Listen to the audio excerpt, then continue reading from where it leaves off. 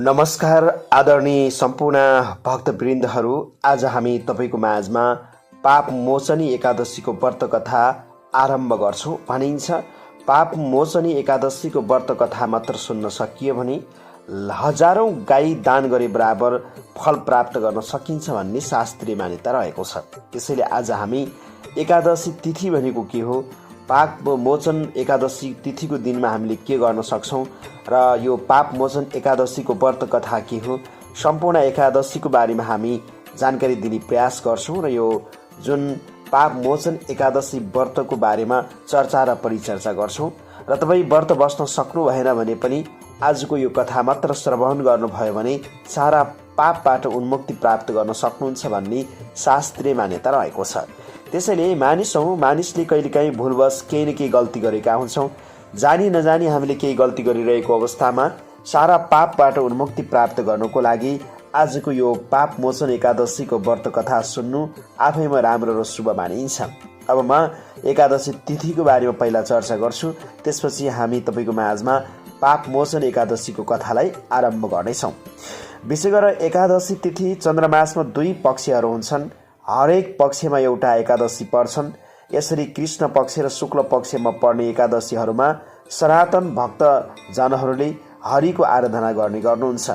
श्री हरिलाई जगतका पालनहार, सृष्टिका सर्जक अनि सृजनाका रूपमा लिन सकिन्छ र त्यसैले सृजनाका महत्त्वपूर्ण सर्वव्यापी शक्तिका रूपमा चाहिँ हामीले हरिलाई बुझ्न सक्छौं। यी सर्वशक्ति धर्म या दर्शनभन्दा पनि पर राखेर सृष्टिको ससाना अवयदेखि ठुल्ठुला घटनसम्मका तत्त्वका रूपमा चिन्न जरुरी छ। पृथ्वीमा जीवहरूको अस्तित्व अनि आत्मा र तत्त्वको परमात्मा तत्त्वद्वारा संरक्षण यिनै नै हरिरूपी शक्तिले गरेको छ भन्ने हाम्रो धार्मिक शास्त्रीय मान्यता रहेको छ।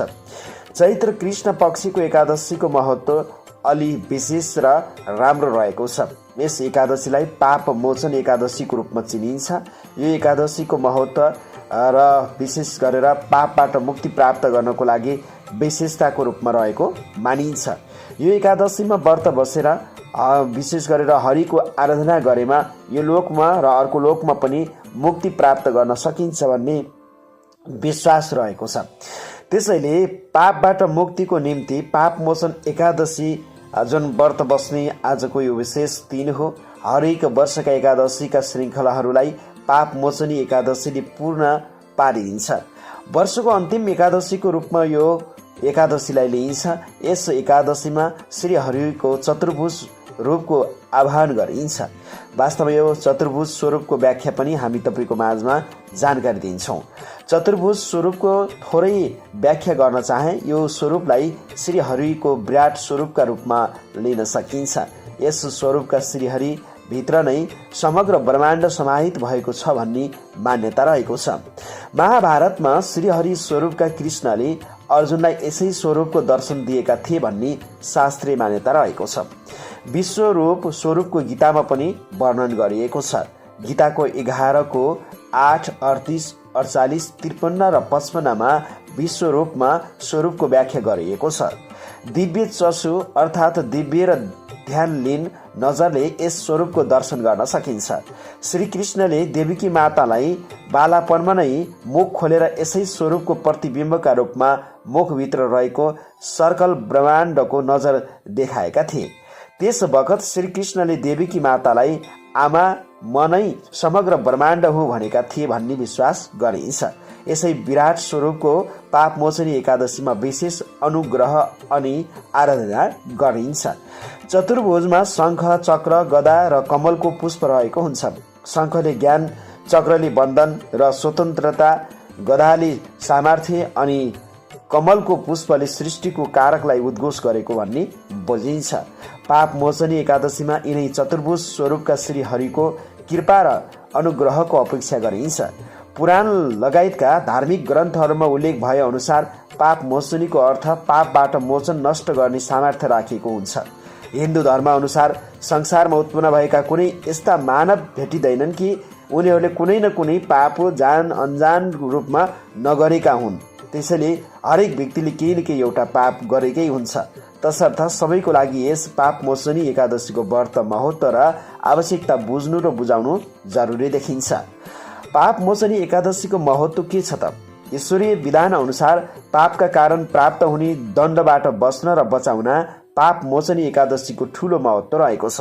यसबारे महाभारत युद्धमा अर्जुनलाई श्री कृष्ण भगवानले सम्झाउने क्रममा पाप मोचनी एकादशी व्रतको प्रसङ्ग उल्लेख गरेको बताइन्छ। कथा अनुसार राजा मानदाताले लोमस नाम गरेका ऋषिसित मनुष्यले जानी नजानी गरेका पाप कर्मबाट कसरी मुक्त हुन सकिएला भनी प्रश्न राखेका थिए। त्यसको जवाब दिने क्रममा पाप मोचनी एकादशी व्रतको महत्त्वको बारेमा उल्लेख भएको जानकारी प्राप्त रहेको छ।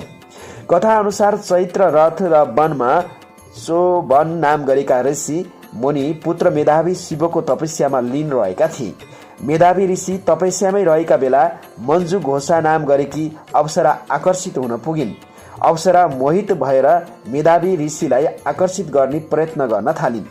त्यही बाटो हुँदै कतै जाँदै गरेका कामदेव ऋषिको नजर त्यही बेला ती अप्सरा र मेधावी ऋषिमाथि पर्न गयो। कामदेवले पनि दुवैको मनोभावना बुझेर उनीहरूलाई मिलन निम्ति सहयोग गर्न थाले र यसरी कामदेवको प्रभावले मेधावी ऋषि र काम पीडित हुन थाले। ती अप्सरा पनि ऋषिसँग झन्झन नजिक पर्न थालिन्। समय बित्दै जाँदा ऋषिलाई चेतना भयो कि उनी शिवको तपस्याबाट पहिल्यै विमुख भए। आफ्नो तपस्या भङ्ग गरिदिएको भन्दै ऋषि र ती अप्सरासित आकर्षित बनेर श्राप दिए। तिमी पिशाचिनी बन्नु भनेर श्राप दिएको र अप्सरा मेधावीका शरणमा परिन्। गल्तीको पश्चाचित गर्दै श्रापबाट मुक्ति गरिदिन अनुमय विनम्र गरिन् र फलस्वरूप मेधावी श्री आफैले मन्जु घोषालाई सम्झाइ बुझाइ गरी चैत्र कृष्ण एकादशीको व्रत अर्थात् पाप मोचनी एकादशीको व्रतको विधि सविस्तार सुनाए। कामयोग निमग्न भएर तेज लोप भइसकेका ऋषि आफै पनि पाप मोचनी एकादशीको व्रत बसे। व्रतको प्रभावले अप्सरा पिशाच योनिबाट मुक्त भइन्।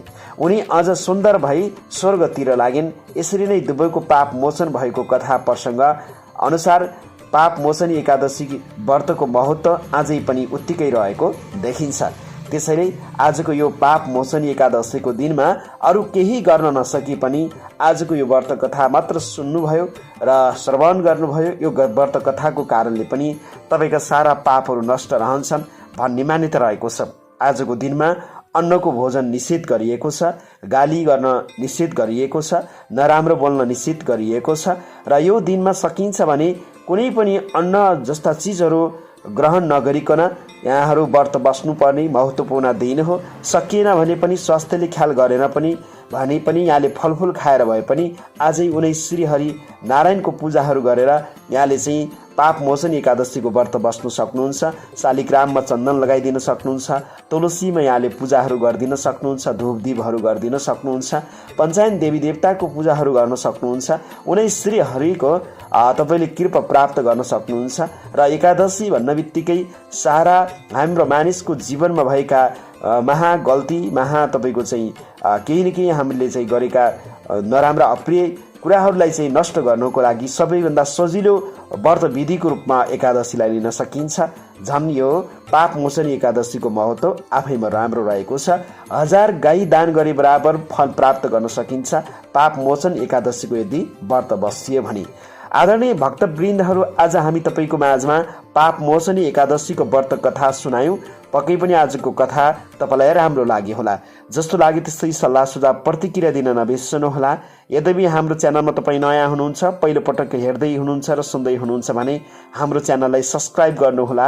नजिकै रहेको बेलमा गएर अलमा क्लिक गर्न नबिर्सनुहोला। ज्योतिष, वास्तु, धर्म र संस्कृति सम्बन्धी कुनै पनि जानकारी र जिज्ञासा लिन चाहनुहुन्छ, जन्ममितिबाट ग्रह दशा चिना कुण्डली हेराउन चाहनुहुन्छ र आफ्नो जन्ममितिबाट भाग्य जान्न चाहनुहुन्छ, 98 478 44 095 98 095 60 557 व्हाट्सएप अथवा भाइबरमा फोन गर्न सक्नुहुन्छ अथवा मेसेज गर्न सक्नुहुन्छ अथवा डाइरेक्ट फोन गर्न सक्नुहुन्छ। आजलाई भने तपाईँ सम्पूर्ण भक्तवृन्दहरूलाई पाप मोचनी एकादशीको शुभकामना व्यक्त गर्दै क्यामेराबाट रञ्जना देवकोटाको साथमा म ज्योतिषी ठाकुर देवकोटागे चाहन्छु पक्कै पनि यहाँहरूका समग्र जीवनमा जानी नजानी गरिएका अन्जानका महापापहरू नष्ट रहन् र पापहरू क्षमा प्राप्ति हुन सफल रहन्।